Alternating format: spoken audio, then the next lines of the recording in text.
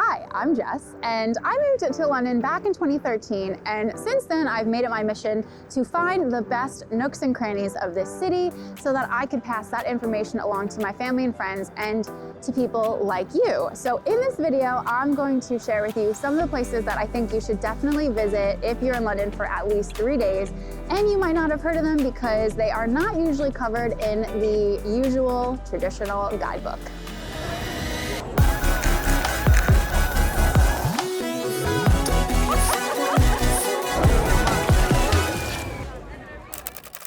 The Leake Street Tunnel used to be a taxi rank back when the Eurostar used to run from Waterloo Station, but when they moved over to St. Pancras a few years ago, the tunnel was left disused. So the world famous artist, Banksy, you might have heard of him, back in 2008 proposed that the tunnel be revitalized with a street art festival.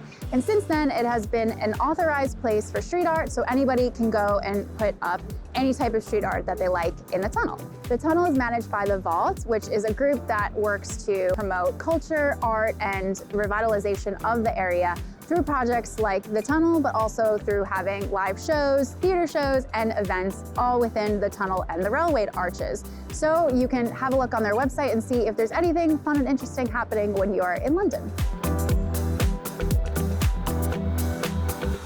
LYANESS is a cocktail bar located on the ground floor of the Sea Containers Hotel, and it's been voted as one of the best 50 bars in the world. Mr. Lion, who is a world famous bartender, has created a menu of cocktails that focuses on 7 signature ingredients, including onyx, infinite banana, and vegan honey. One of the things I think would work really well is the vegan honey. Oh yeah. You've got things like meadow sweet in there, eucalyptus. Yeah, that sounds like that would be nice. And yeah, the honey sounds really good, so perfect. Thanks.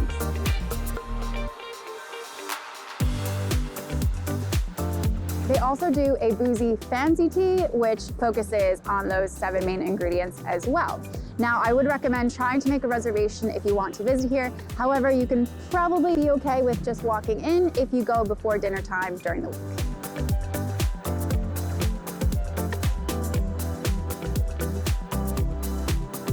If you like vintage items, then you should go to FLEA at Vinegar Yard, which on Saturdays and Sundays has pretty much anything that your vintage-loving heart could desire. Even if you're not into shopping, I do recommend a visit to Vinegar Yard. They have loads of really great pop-up food spots. You can get drinks there, and also they have a really impressive art collection created by Joe Rush, who is of Mutoid Waste fame.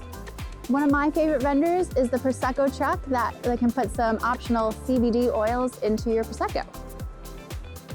I know, right?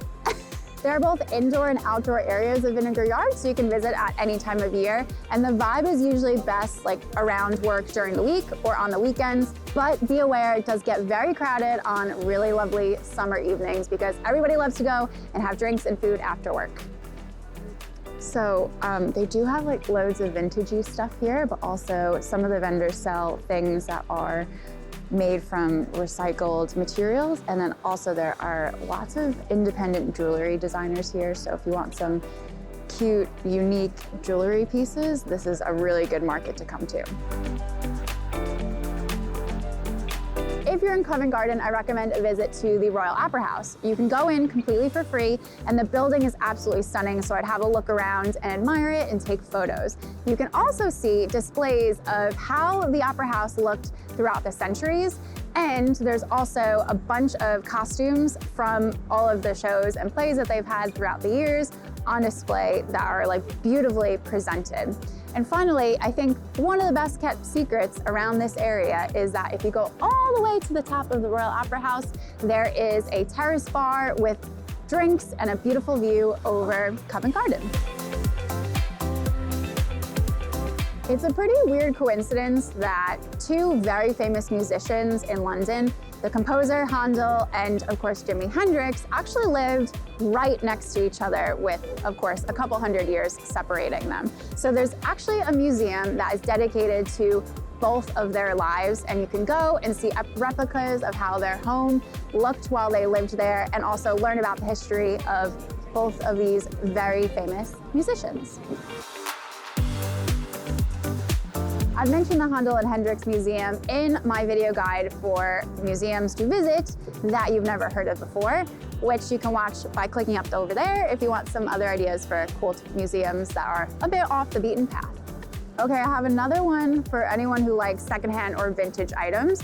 There's a place in Shoreditch, it's called ATIKA, and it's the largest vintage shop in Europe. So that is the place to go if you want a huge selection of items to go through. They have the ground floor and also the basement where you can find both men's and women's clothing and accessories. Broadway Market is a road in East London, but on Saturdays, there's also a pop-up market here, which is also called Broadway Market. But even if you can head to this area and visit not on Saturdays, the road has plenty of really lovely cafes, shops, and restaurants to visit and enjoy. Starting in North London and heading into East London there's something in my mouth, hold on. A really big part of North London and East London is the Regent's Canal. And Londoners love it because there's so much that you can do centered around the canal. Lots of people love to go for walks and discover different areas along the canal. There are shops, restaurants. You can admire all of the houseboats that plenty of people love to live on. You can even rent a boat to drive yourself, or you can go for a cycle. There's honestly so much to do, and it's a lovely activity to do during the summer.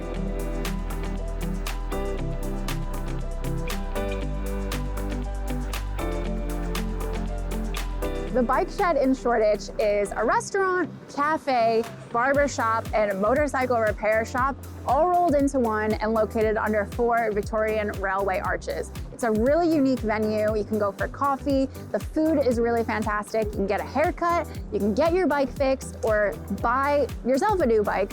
But it's really cool and it gets really buzzy and happening during the evenings and on the weekends. And they have a really good happy hour during the week, so check out their website to see what times it's happening. I love a happy hour. Who doesn't love a happy hour?